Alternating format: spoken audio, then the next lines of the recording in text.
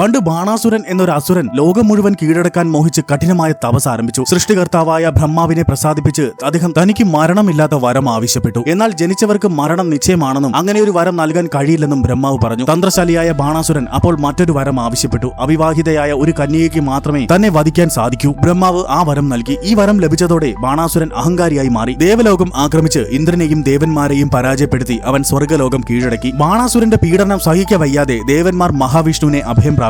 അദ്ദേഹം അവരോട് പറഞ്ഞു, ബാണാസുരനെ വധിക്കാൻ ഒരു കന്യകയ്ക്ക് മാത്രമേ കഴിയുകയുള്ളൂ. അതുകൊണ്ട് നിങ്ങൾ ആദിപരാശക്തിയെ തപസ് ചെയ്യുക. ദേവന്മാരുടെ കഠിന തപസ്സിൽ പ്രസാദിച്ച ആദിപരാശക്തി ബാണാസുരനെ വധിക്കാനായി താൻ ഭൂമിയിൽ അവതരിക്കുമെന്ന് അവർക്ക് വാക്ക് നൽകി. അങ്ങനെ ദേവി ഭാരതത്തിന്റെ തെക്കേ അറ്റത്ത് ത്രിവേണി സംഗമ സ്ഥാനത്ത് ഒരു കന്യകയായി അവതരിക്കുകയും കന്യാകുമാരി എന്ന നാമത്തിൽ വളർന്നു. അതീവ സുന്ദരിയായിരുന്ന ദേവി തികഞ്ഞ ശിവഭക്തയായിരുന്നു. ഭഗവാൻ ശിവനോടുള്ള അടങ്ങാനാവാത്ത ഭക്തി പ്രണയമായി മാറി. അങ്ങനെ കൈലാസനാഥനെ ഭർത്താവായി ലഭിക്കാൻ ദേവി കഠിനമായ തപസ് ആരംഭിച്ചു. തപസ്സിൽ പ്രസാദിച്ച മഹാദേവൻ ദേവിയെ വിവാഹം കഴിക്കാമെന്ന് വാക്ക് നൽകുകയും ചെയ്തു. വിവാഹത്തിനുള്ള ഒരുക്കങ്ങൾ ആരംഭിക്കുകയും അതിന്റെ നടത്തിപ്പിന്റെ ചുമതല നാരദ മഹർഷി ഏറ്റെടുക്കുകയും ചെയ്തു. സൂര്യോദയത്തിന് തൊട്ടു മുമ്പുള്ള ബ്രഹ്മമുഹൂർത്തം വിവാഹത്തിനായി നിശ്ചയിച്ചു. കൃത്യസമയത്ത് വിവാഹം നടന്നില്ലെങ്കിൽ ഫലം അശുഭമായിരിക്കുമെന്ന് നാരദ മഹർഷി മുന്നറിയിപ്പ് നൽകി. വിവാഹ ദിവസം വന്നെത്തി. മഹാദേവനും തന്റെ ഭൂതഗണങ്ങളും ആഘോഷത്തോടുകൂടി കൈലാസത്തിൽ നിന്ന് കന്യാകുമാരിയിലേക്ക് യാത്ര തിരിച്ചു. എന്നാൽ ദേവിയുടെ വിവാഹം നടക്കാൻ പോകുന്നു എന്നറിഞ്ഞ ദേവന്മാർ പരിഭ്രാന്തരായി. വിവാഹം കഴിഞ്ഞാൽ ദേവി കന്യകയല്ലാതാകും. പിന്നെ എങ്ങനെ ബാണാസുരനെ വധിക്കും? അസുരൻ അജയ്യനായി ലോകം മുടിക്കുമല്ലോ എന്ന് അവർ ഭയന്നു. രക്ഷയ്ക്കായി ദേവന്മാർ നാരദ മഹർഷിയെ തന്നെ സമീപിച്ചു. ലോകത്തിന്റെ നന്മയ്ക്കായി എങ്ങനെയെങ്കിലും ഈ വിവാഹം മുടക്കണമെന്ന് അവർ നാരദ മഹർഷിയോട് അഭ്യർത്ഥിച്ചു. കാര്യത്തിന്റെ ഗൗരവം മനസ്സിലാക്കിയ നാരദ മഹർഷി ഒരു ഉപായം പ്രയോഗിച്ചു. അദ്ദേഹം ഒരു പൂവൻ കോഴിയുടെ രൂപം ധരിച്ച് സൂര്യോദയത്തിന് മുൻപ്